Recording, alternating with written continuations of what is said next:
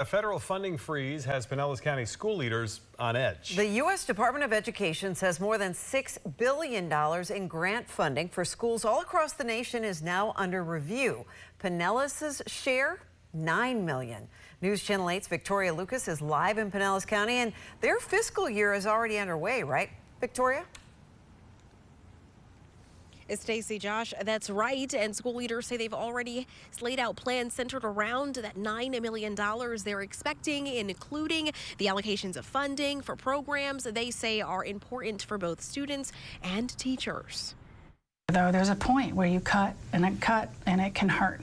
A freeze in billions of dollars in educational funding is putting a wrench in Pinellas County school plans. While the federal government might be saying, hey, we're going to freeze these funds and we'll see if we release them in October, we start school in less than a month, and our fiscal year has already started. The U.S. Department of Education sent an email to school districts nationwide on June 30th, letting them know more than $6 billion in funding for certain grants is now under review.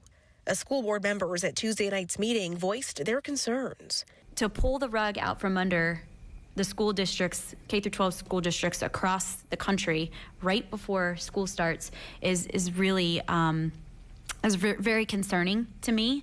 The $9 million is expected to head towards Pinellas County schools. It's funding board chair Laura Hine says they need for many initiatives and programs, one being their middle school experience, which started back in 2022.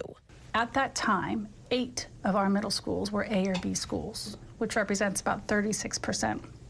Now, this year, 20 of our middle schools are A or B schools, 91%.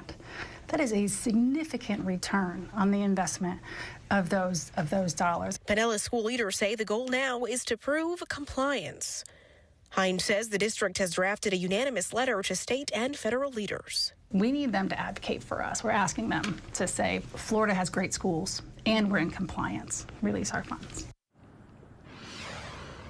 So I asked school chair Hine of the worst case scenario. What would happen if these funds aren't allocated to them? And she said, well, they would have to make adjustments and look for the money elsewhere. Josh? Victoria, does the district have plans to address this to the community while they wait to see if they'll get the funds?